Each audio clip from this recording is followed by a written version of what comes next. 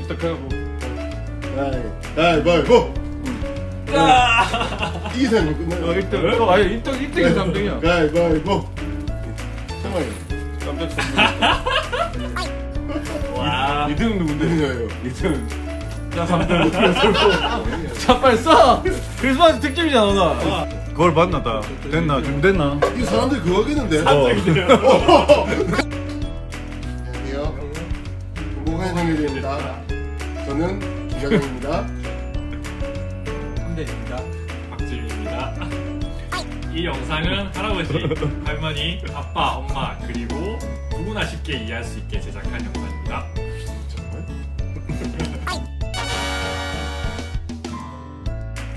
자 오늘 CPU 두 번째 이야기. 기본적으로 인텔이랑 AMD가 있고 뭐 세대는 어떻게 나와 있다. 뭐 시리즈 3 시리즈, 5 시리즈, 7 시리즈, 9 시리즈 이렇게 나와 있다는 정도를 설명해 드렸고 대충 이제 그거는 뭐 크게 뭐 알고만 있으면 되는 정도의 얘기 드렸고 이제 컴퓨터를 정말 모르시는 분들이 이제 네이버나 우리 뭐 제일 많이 하는 포털이 네이버니까 네이버에서 이제 딱 CPU라고 딱 치보면 나오는 화면이 있잖아.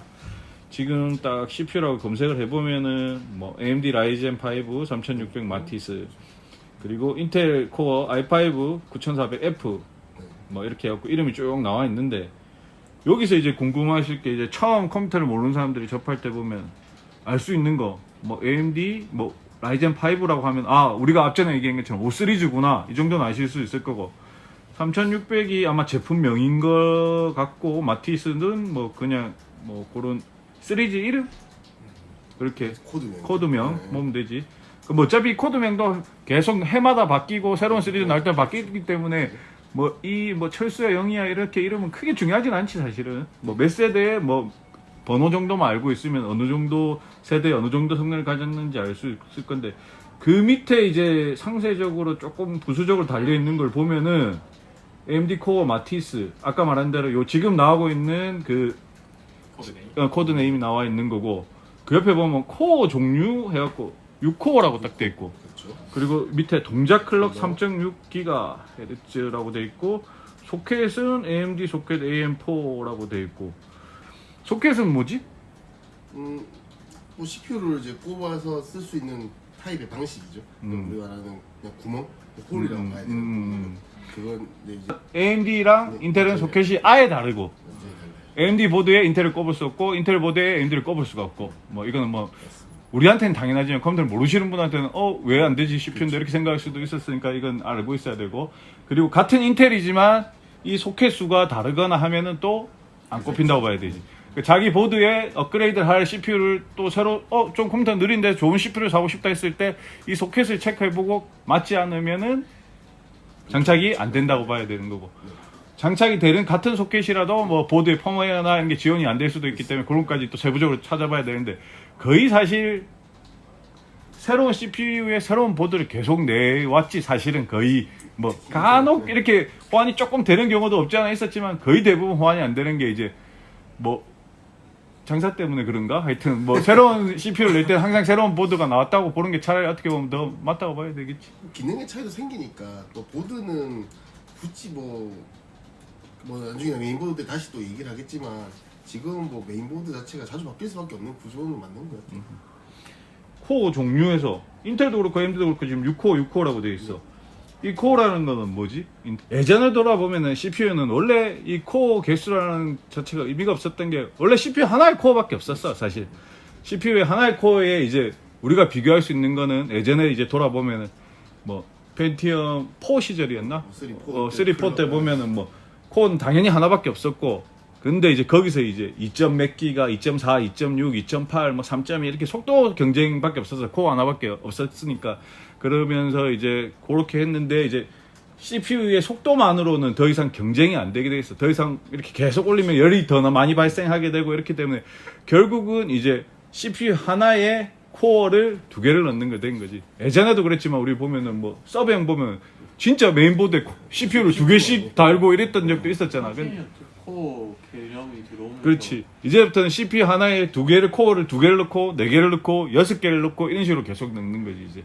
CPU 하나에 이제 어떻게 보면 엄밀히 따지면 이제 CPU 같은 것들을 이제 그러니까 뇌에 해당되는 CPU 같은 코어를 이제 늘리는 거지. 그렇게 보면 될 거야 아마. 그래서 코어 수는 이제 쉽게 얘기해서 소비자들이 볼 때는 많으면 많을수록 좋다고 생각하면 되지. 그러니까 동시에 일을 할 수 있는 코어들이 많아지는 것이. 단화화 페이지를 한번 보면은 단화화 페이지는 이제 잘 나가는 순위나 이런 것들을 쭉 볼 수가 있으니까는 컴퓨터를 뭐 조금 관심을 가지시는 분들은 네이버보다는 이제 단화에 들어가서 보시면 좀 더 자세한 내용을 볼 수 있을 거야. 이렇게 상세 이렇게 정보를 보면은 코어 다음에 나와 있는 게 스레드가 있지.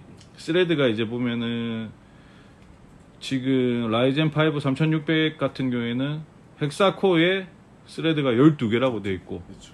그 밑에 있는 라이젠 3500X는 헥사코어에 스레드가 6개.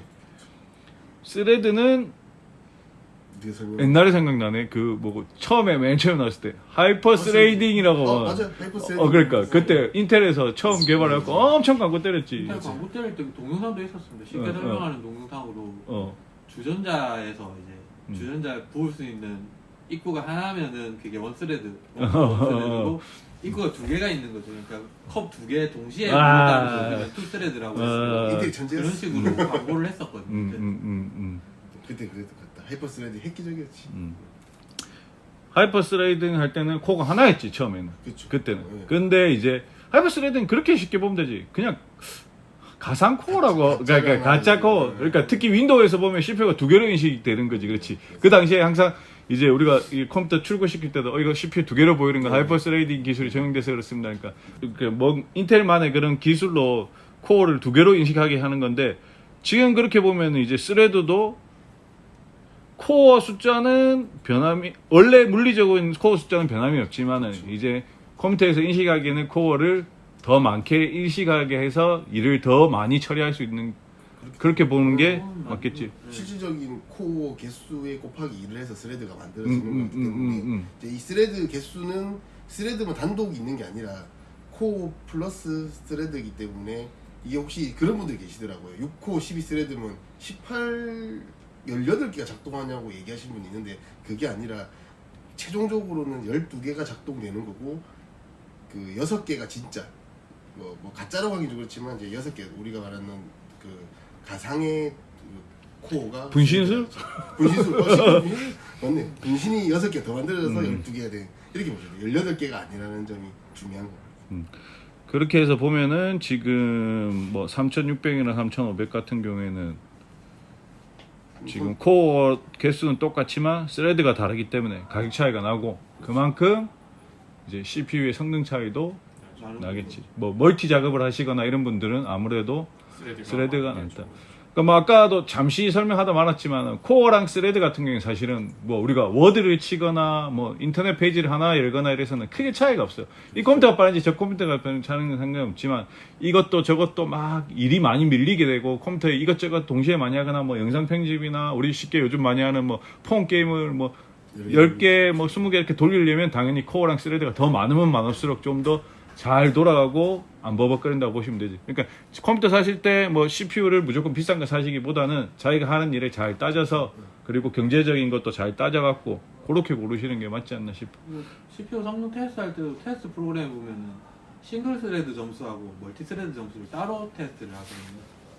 프로그램들도 그걸 구분해서 이제 테스트 결과로 CPU 성능이 어느 정도다를 다 구분해서 찍기 때문에 의외로 결과가 나오는 게 싱글 스레드 점수는 A CPU가 높은데 멀티로 가면 B CPU가 높은 경우 나오는 게 이제 코어 개수는 많으면은 멀티 성능은 높게 나오지만 코어 하나당 성능이 높으면은 싱글 스레드에서는 그 제품이 더 높게 나오는 경우도 있고. 그렇지. 그리고 이게 뭐 컴퓨터랑 항상 그렇지만 하드웨어가 최고라고 해서 무조건 모든 프로그램 다 빠르지 않아. 결국 프로그램이 얼마나 최적화가 잘 돼 있냐 하는 거지. 뭐 알다시피 뭐 우리도 뭐 여러 세대를 겪어왔지만 뭐 스타크래프트나 서든어택, 특히 서든어택 같은 경우는 최신 컴퓨터에서 엄청 고생도 많이 했었잖아. 특성도 많이 타죠. 그러니까 그런 식으로 해서 아무리 좋은 성능이 좋다고 해서 그 프로그램이 최적화되지 않나 있으면은 뭐 무슨 오류든지 뭐 하여튼 버벅거리든지 그런 문제는 항상 있을 수도 있는 거니까 뭐 그런 것도 어느 정도는 사실 때 참조를 하고 문의를 구해보는 것도 당연하다고 생각을 해. 그렇게 보면 되고 그 옆에 있는 요 3.6기가 그렇지. 요거는 어떻게 봐야 되지?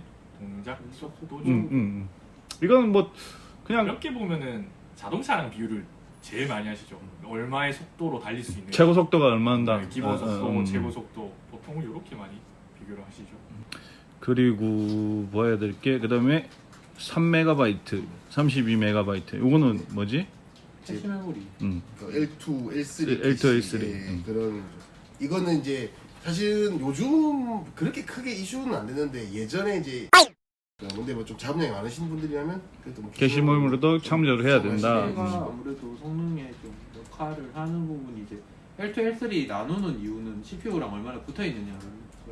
최종적으로 램을 거쳐서 캐시 메모리 단계를 거쳐서 CPU로 전달이 돼야 되는데 이게 CPU랑 가까우면 가까울수록 아무래도 용량은 작지만 그만큼 처리 속도는 빠르거든요. 그렇지.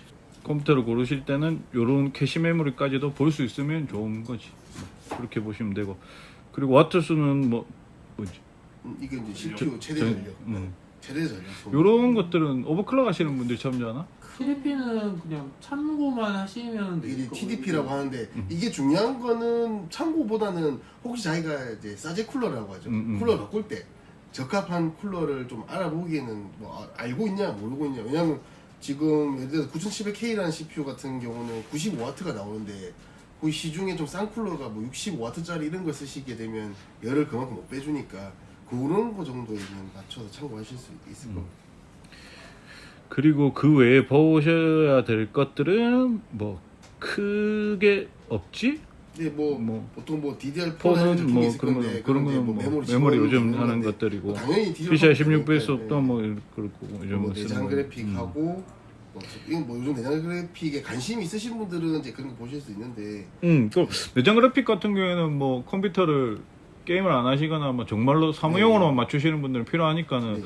인텔은 이제 뭐 G5400 시리즈가 있고 그리고 이제 AMD는 미션 200G 같은 경우에는 이제 AMD 라디온 베가 8이라고 적혀 있네. 이런 것들은 이제 내장형 비디오 카드니까는 컴퓨터를 이제 CPU를 구매하실 때 이제 참조하셔야 될 거는 이제 내장형을 쓰실 분들은 옵션에 이제 비디오 카드 성능 칩이 이제 성능이 있는지 없는지를 참고하시면 될 것 CPU 같고. 제조사랑 똑같은 이름의 그래픽 칩이 그렇지. 들어가기 때문에 인텔 CPU에 인텔 UHD 이런 식으로 있으면 인텔은 인텔 UHD이고 AMD는 뭐, AMD 라데온 음. 뭐 이런 식으로 적혀 있으면은 내장 그래픽 칩이 있다고 보시면 돼요. 소비자 입장에서 참고해야 될 거는 여기 보면 쿨러 포함이냐 아니냐 이런 것도 중요하죠. 없으면은 쿨러가 없으면 쿨러를 따로 구입을 해야 되니까 네. 컴퓨터 견적자 하실 때는 그런 것도 한 번 더 체크해 보시면 될 것 같아.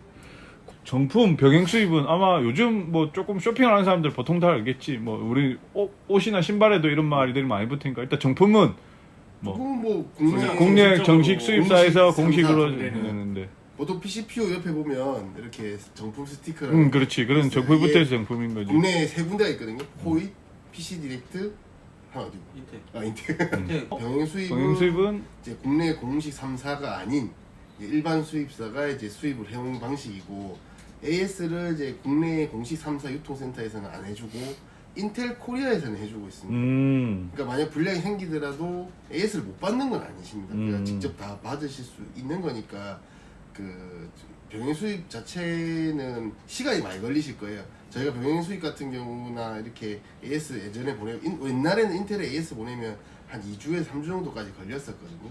벌크가 있어요. 벌크. 네. 근데 벌크는 세부적으로는 두 가지가 있는데 원래 벌크는 정식적으로는 AS가 1년이 됩니다. 이게 뭐냐면 그 마찬가지로 공식 3사에서 벌크라는 박스가 없는 CPU를 유통을 합니다. 그러면 그거는 뭐냐면 AS가 1년이 되는 제품이고 보통 쿨러가 없이 우리가 말하는 트레이 어떤 판 같은데 담아 여러 개가 담아서 오는 방식이거든요.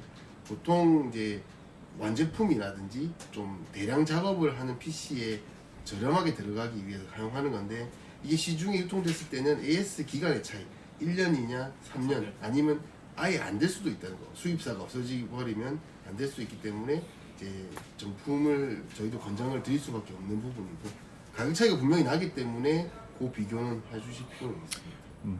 뭐 1,000원 하나만 더 하자면 이제 어차피 지금 한 거는 지금 나 있는 CPU를 기준으로 한 거지만 예전 CPU하고 비교를 하시더라도 일단 코어 스레드 클럭이 똑같더라도 최근에 나오는 게 당연히 좋을 수밖에 아유 그렇지. 좋은 지적이지. 그 성능 차이 분명히 나니까 옛날에도 쿼드코어가 있었거든요. 그렇지. 그럼 지금 쿼드코어랑 비교하시면 안 되고 옛날에 i5가 지금 i3보다 느린 이유도 같은 코드 코어지만 코어당 성능이 차이가 많이 나기 때문에 항상 그 세대가 바뀌는 건 어쩔 수가 없지. 뭐 이런저런 얘기는 해봤지만은 뭐 CPU 성능을 볼 때는 뭐 코어, 스레드, 속도 뭐 그 정도만 보셔도 뭐 될 것 같고, 이제 이 영상을 보시고 CPU에 대해서 어느 정도 개념이 잡히면은 이제 아 이거는 뭐 속도가 요거 차인데 뭐 몇만 원이네, 이거는 과연 투자할 가치가 있을까 하는 건 이제 소비자들이 더 이제 판단을 잘 하시겠지. 이제 견적을 짜실 때 이제 그런 부분들은 뭐 예전부터 있었지만 뭐 별 체감하기 힘든 거에 돈을 투자하기보다는 차라리 뭐 합리적으로 또 다른 부분에 컴퓨터 쪽은 부품이 많으니까 또 다른 쪽으로 투자하실 수도 있고 아낄 수도 있으니까 그런 식으로 보시면 될 것 같아요. 컴퓨터랑 벤존스 크리스마스 인사를 해야지 이제. 메리 크리스마스 하면 이렇게 하는 거야. 행복한 크리스마스. 행복한 크리스마스 보내세요. 이거 해야 돼?